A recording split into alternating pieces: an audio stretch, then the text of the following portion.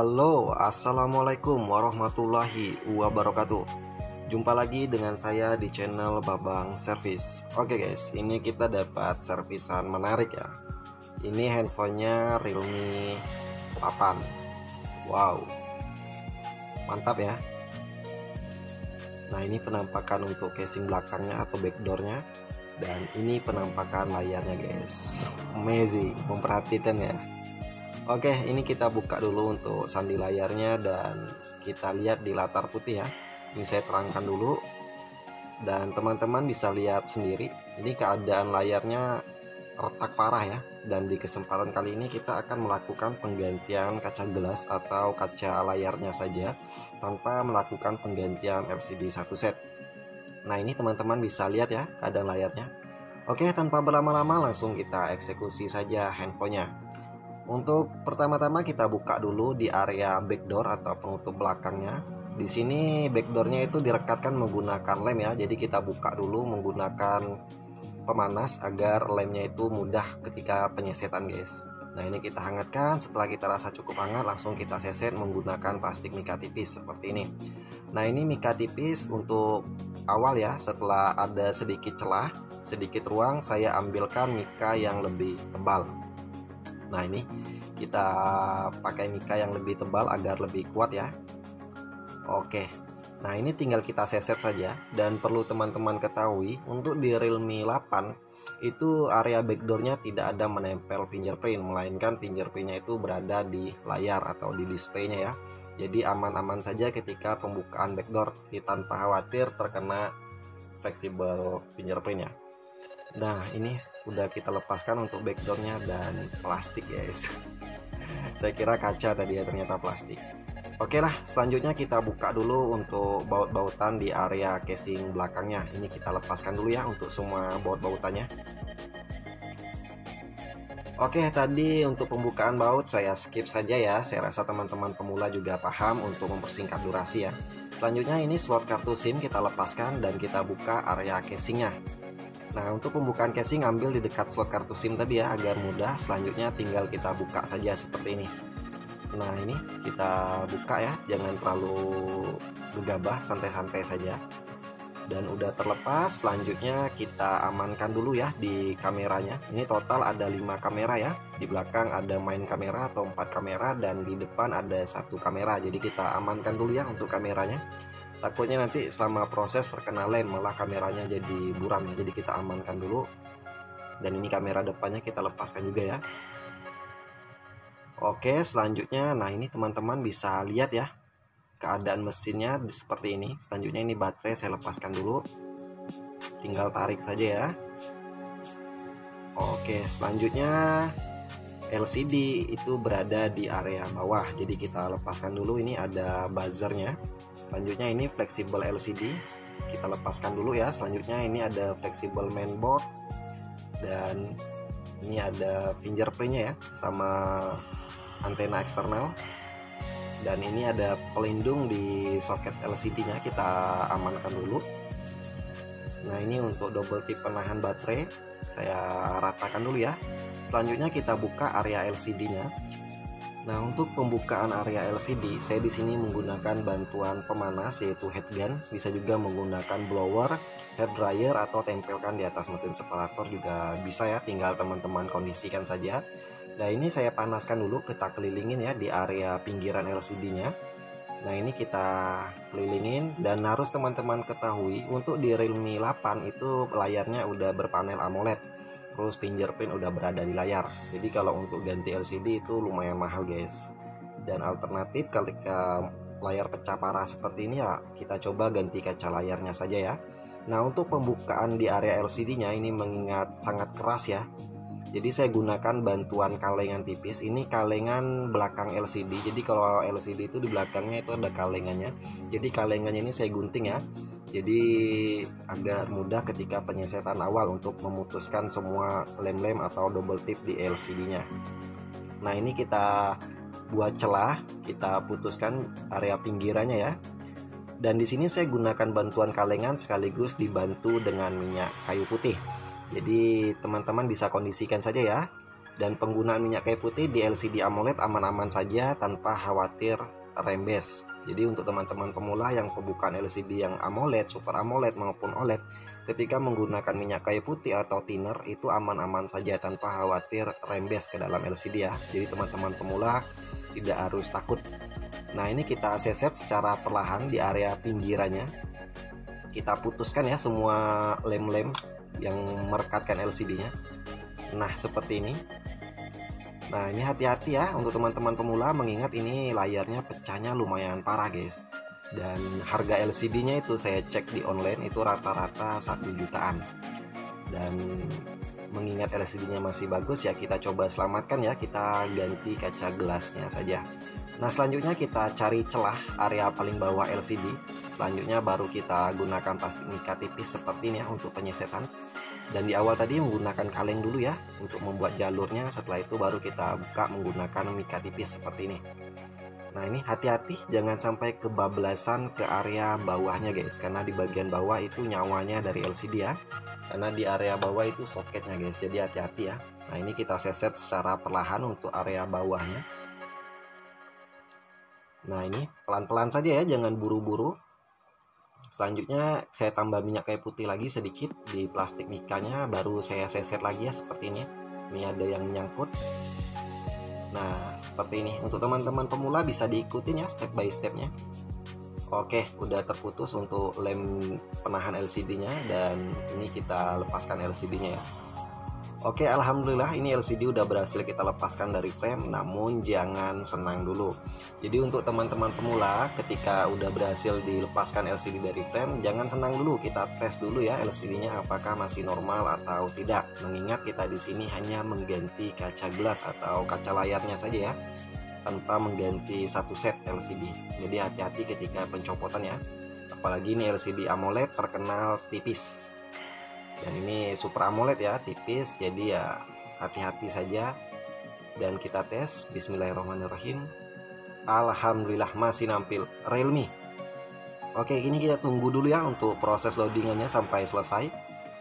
Ini saya bersihkan dulu, meja kotor guys.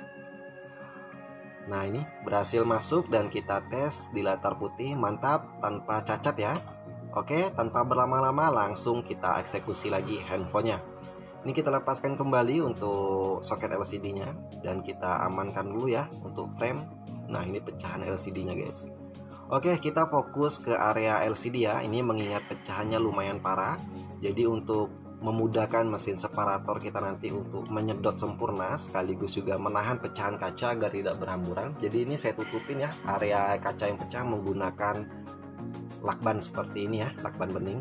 Nah, ini kita tutupin dulu, selanjutnya kita rapikan ya. Nah, ini udah saya rapikan. Selanjutnya jangan lupa guys ya, ini kameranya pansol dan ada sensor fingerprint. Jadi biar tidak terkena lem, saya tutup dulu ya sensor dan kameranya. Ini menggunakan lakban ya. Oke, ini kita udah berada di meja separator. Selanjutnya tinggal kita eksekusi ya. Ini kita letakkan di atas mesin separator, kita diamkan dan kita hidupkan pemanas sama vakumnya. Oke, ini kita diamkan dulu ya sampai panas 75 sampai dengan 80. Namun 75 sampai 80 itu bukan patokan ya, tinggal sesuaikan dengan mesin separator teman-teman masing-masing. Selanjutnya ini saya seset menggunakan kawat pemisah merek mekanik, itu berukuran 0,03. Itu kawat halus khusus OLED ya. Jadi untuk teman-teman pemula yang melakukan pemisahan gelas dengan LCD apalagi berpanel AMOLED, saya rekomendasikan menggunakan kawat yang berukuran halus ya, 0,03 rekomendasi sekali. Selanjutnya ini kita seset secara perlahan, mengingat ini mungkin pecahnya terlalu parah ya, jadi LCD-nya di atas mesin separator itu goyang-goyang. Jadi saya minta bantuan rekan ya, jadi untuk menahan dulu LCD-nya agar mudah ketika penyesetan. Nah, ini kita seset ya. Selanjutnya setelah terputus semua, kita seset ulang lagi sampai betul-betul lemnya putus guys. Nah, ini kita ulangin lagi ya, dan berhasil. Alhamdulillah ya, tidak terkena lapisan polarit. Selanjutnya jangan senang dulu. Jadi setelah berhasil dipisahkan, kita bersihkan dulu ya untuk area LCD-nya. Nah, ini saya bersihkan dulu. Oke, wah ini pecahan kacanya lumayan parah guys. Oke, kita bersihkan bekas-bekas lem OK yang masih menempel di LCD-nya ya. Cara pembersihannya ya seperti ini saja ya, berhubung saya tidak punya alat khusus, jadi saya gunakan jari saja, saya pintir-pintir seperti ini. Tinggal teman-teman kondisikan ya. Nah, ini sedikit saya skip karena mengingat pembersihan LCD ini lumayan memakan waktu. Jadi ya untuk mempersingkat durasi, jadi saya skip ya. Saya rasa teman-teman pemula juga paham. Dan untuk di area bawahnya itu hati-hati ya untuk pembersihannya, karena di bagian bawah itu nyawanya dari LCD guys, jadi hati-hati ya. Nah, ini setelah yang besar-besar dari lemnya udah kita bersihkan, selanjutnya kita bersihkan secara keseluruhan sampai LCD-nya kinclong ya. Ini saya gunakan minyak telon ya, atau minyak kayu putih boleh. Ini kita krik-krik seperti ini, karena ini LCD AMOLED lumayan sulit guys. Oke, mengingat di meja separator tadi sedikit sempit ruangnya, jadi saya bawa ke meja eksekusi saja ya, biar lebih enak. Nah, ini kita bersihkan keseluruhan dari LCD-nya. Bekas-bekas lemnya kita kikis seperti ini ya, menggunakan minyak telon. Saya bantu minyak telon tadi, terus saya kikis seperti ini bekas-bekas lem OK-nya. Nah, mengingat ini kalau di layar AMOLED itu biasanya lemnya itu luar biasa guys, kerasnya kalau untuk lem OK-nya. Jadi ya untuk pembersihannya agar bersih sempurna, saya lakukan trik seperti ini ya. Saya krik-krik menggunakan kuku. Kita bersihkan sampai kinclong ya. Jadi saya bersihkan dulu. Ya, masalah berhasil atau tidak itu urusan belakangan, penting rapi dulu ya. Nah, ini sudah kita bersihkan untuk di area LCD-nya ya. Jadi setelah saya pisahkan tadi dengan kaca gelas yang lama, tidak langsung saya tes, melainkan saya bersihkan dulu. Jadi kalau udah bersih baru enak ya. Oke, ini udah bersih dan selanjutnya tinggal kita tes ya, apakah masih normal atau tidak. Oke, ini lanjut kita tes guys ya. Kita pasangkan kembali untuk soket LCD-nya dan kita pasangkan kembali untuk baterainya. Kita tes ya. Bismillahirrahmanirrahim. Alhamdulillah masih nampil Realme. Oke, kita tunggu proses loadingannya selesai ya. Ini lumayan memakan waktu guys proses loadingannya. Ini sambil saya elap dulu ya biar enak dipandang. Dan itu penampakan kaca gelas yang lama guys. Nah, ini kita masuk ke menu dulu ya. Kita ke latar putih dan bisa teman-teman lihat LCD aman, tidak ada cacat ya. Oke lah, selanjutnya kita lanjutkan pengerjaan lagi ya. Ini kita lepaskan kembali untuk LCD-nya dan kita amankan dulu untuk frame-nya ya. Ini kaca yang lama juga kita amankan dan ini kaca gelas yang baru ya, siap kita pasangkan. Nah, untuk teman-teman pemula di sini saya tidak menggunakan OK kering atau OK stiker, melainkan saya menggunakan OK cair. Nah, untuk teman-teman pemula yang menggunakan lem OK cair, ketika penggantian gelas di LCD berpanel OLED, AMOLED atau Super AMOLED itu aman-aman saja, jangan takut rembes. Jadi kalau biasa saya pinggirannya itu saya kasih lem untuk menahan rembes. Untuk di panel OLED, AMOLED, Super AMOLED itu tidak saya kasih lem area pinggirannya guys, karena dia tidak mungkin bisa rembes. Nah, selanjutnya setelah bersih baru kita tambahkan lem OK seperti ini, kita ratakan di atas LCD-nya ya, secukupnya saja kita berikan, jangan terlalu banyak takutnya juga mubazir ya. Oke, setelah itu lanjutnya kita kletek dulu ya, segelan di kaca gelas yang baru dan tinggal kita presisikan di atas LCD. Nah, ini kita presisikan ya di atas LCD-nya, kita ratakan untuk lem OK-nya dan sambil kita urut-urut ya, kita dorong. Kalau ada gelembung-gelembung seperti ini kita dorong ya sampai keluar dari LCD-nya. Karena kalau gelembungnya tertinggal ya otomatis tidak bisa digeser lagi guys ketika udah masuk ke dalam lampu ultraviolet. Jadi betul-betul kita pantau ya, jangan sampai kecolongan gelembung. Nah, ini kita bersihkan untuk pinggirannya, lem OK yang meluber ini kita elap dulu ya, kita bersihkan dulu agar rapi guys ya. Nah, ini saya elap dulu ya, saya bersihkan bekas-bekas lem OK yang meluber ke area pinggirannya. Nah, ini bersih. Selanjutnya kita ambilkan frame ya. Dan di frame-nya ini saya bersihkan juga tadi guys ya. Selanjutnya tinggal kita kasih tisu untuk alasnya. Nah, fungsi dari tisu ini ya memudahkan ketika pengangkatan LCD-nya nanti dari frame seandainya sudah kering ya. Jadi ini kita kasih tisu, alas tisu ya. Selanjutnya kita presisikan LCD dengan kaca gelasnya di frame. Kenapa menggunakan frame? Karena kalau tidak menggunakan frame takutnya nanti gelas dengan LCD-nya malah tidak presisi di frame. Takutnya malah jenjong sana, jenjong sini atau mereng sana, mereng sini ya. Jadi ya untuk biar LCD dengan kaca gelas yang baru itu betul-betul presisi, jadi kita pasangkan di frame seperti ini ya. Selanjutnya kita pasangkan baterai agar tisunya itu tidak menempel di plastik double tipnya ya. Selanjutnya kita press menggunakan karet. Setelah kita pantau ya area pinggiran atas bawahnya kita ratakan. Selanjutnya baru kita press menggunakan karet seperti ini ya, agar tidak goyang-goyang guys. Nah ini kita pantau kembali, kita ratakan kembali. Kalau belum presisi kita presisikan kembali ya. Selanjutnya ini kita bersihkan dulu bekas-bekas lem OK yang meluber ya ke layarnya, dan lanjut kita bawa ke depan lampu ultraviolet. Dan ini kita udah berada di depan lampu UV, box lampu UV ya. Selanjutnya tinggal kita masukkan LCD nya dan kita biarkan sampai kering 15 menit. Oke guys, ini udah kering ya, kurang lebih 15 menit saya diamkan tadi di dalam box lampu UV. Jadi saya rasa udah kering sempurna ya. Selanjutnya tinggal kita buka seperti ini. Nah ini kita lepaskan kembali untuk LCD nya, dan bisa teman-teman lihat ya, fungsi dari tisu ini nahan agar mudah guys ketika pengangkatan. Nah ini lem OK nya, wow. Nah ini ada sedikit apa ini ya, kayak lapisan LCD tapi bukan lapisan dalam ya, hanya pengaman bagian luarnya saja yang sobek, itu nggak jadi masalah ya. Selanjutnya ini kita bersihkan lagi di layarnya sampai betul-betul kinclong ya. Oke, dan di frame juga jangan lupa kita lap dulu, kita bersihkan dulu. Oke, frame udah kita bersihkan. Lanjut LCD juga ini ada bekas-bekas stem, saya lap dulu ya. Dan langsung kita tes guys. Oke, kita tes lagi ya LCD nya apakah masih normal atau tidak. Oke, ini baterainya kita pasangkan kembali dan bismillahirrahmanirrahim. Alhamdulillah masih nampil Realme. Oke, ini sambil nunggu proses loadingannya selesai, saya lap dulu ya untuk di layarnya agar kinclong, agar enak dipandang ya. Nah ini saya lap dulu, saya bersihkan dulu, dan kita masukkan sandi, dan alhamdulillah layarnya bening sempurna guys, tanpa ada cacat ya. Ini mantap. Dan kita lepaskan kembali baterai dan LCD nya ya, kita angkat. Selanjutnya ini pinggiran LCD kita lap ya, kita bersihkan, dan handphonenya siap kita rakit guys. Dan ini untuk plastik double tip penahan baterai saya presisikan kembali ya. Selanjutnya baterai juga kita presisikan kembali. Oke, dan ini di mesin PCB bawahnya kita presisikan ya. Nah ini kita ratakan, dan ini meja juga agak sedikit kotor, saya rapikan dulu ya. Selanjutnya ini ada saringan speaker atas atau speaker telepon tadi lepas ya, jadi kita pasangkan kembali. Ini saya tambahkan sedikit lem.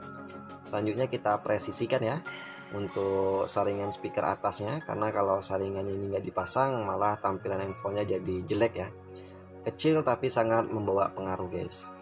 Dan ini langsung kita kasih lem ya area pinggiran framenya. Nah ini kita kasih lem, ini saya gunakan lem T7000 berwarna hitam, salah satu lem LCD yang sering saya gunakan ya untuk T7000 berwarna hitam ini. Nah ini di area pinggiran framenya kita ratakan, kita berikan lem ya, nggak harus tebal, yang penting rata. Nah ini kita ratakan pinggirannya, atas bawahnya kita ratakan ya. Nah untuk teman-teman pemula bisa diikutin step by stepnya. Seandainya yang teknisi pemula yang baru-baru melayani penggantian gelas, yang mungkin bisa jadi acuan ya, kalau misalkan teman-teman pemula mau belajar menggunakan OK cair, bisa diikutin step by stepnya. Dan jangan lupa ini ada sensor fingerprint, jadi kita elap dulu ya, kita bersihkan dulu, jangan sampai sensornya itu ketutupin ya, atau ada bekas lem atau debu.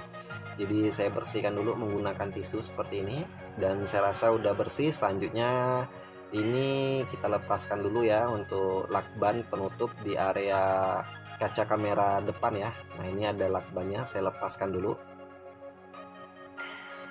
Ini fungsinya tadi agar kamera depannya itu tidak terkena lem ya, jadi saya tutupin tadi. Dan ini juga sensor fingerprintnya juga saya tutupin tadi ya, menggunakan lakban agar tidak terkena lem sama debu. Nah selanjutnya baru kita pasangkan LCD nya di frame, kita ratakan ya. Nah ini rata, mantap. Nah inilah fungsinya kita tadi pengeringannya menggunakan frame guys, agar LCD-nya itu tertata sempurna ya. Selanjutnya ini kita pasangkan kembali untuk soket LCD dan handphone siap kita rakit. Nah ini kita rakit dulu handphonenya ya. Oke, ini kita pasangkan kembali untuk kameranya, kamera depan dan di kamera belakang itu total ada 4 kamera atau main kamera. Jadi kita pasangkan kembali ya semua kameranya. Karena tadi kita lepaskan guys, takutnya terkena lem ya. Jadi saya amankan dulu tadi untuk kameranya. Nah ini kita pasangkan semua untuk kameranya. Ini kameranya lumayan banyak guys. Ada 4 kamera belakang dan 1 kamera depan. Ini saya bersihkan dulu ya menggunakan tisu. Selanjutnya kita pasangkan casingnya ya. Nah ini casingnya kita presisikan, kita ratakan ya. Nah ini kita ratakan dan selanjutnya baru kita pasangkan kembali semua baut-bautannya guys. Jangan lupa kamera kita bersihkan dulu ya, kita lap dulu. Nah ini saya lap kembali untuk kaca di kameranya, jangan sampai kecolongan debu ya, takutnya nanti ketika usernya mau foto-foto malah hasil kameranya buram. Dan ini baut-bautnya kita rakit kembali ya, handphonenya kita pasangkan kembali semua baut-bautnya. Oke, tadi untuk pemasangan baut saya skip saja untuk mempersingkat durasi, saya rasa teman-teman juga paham ya.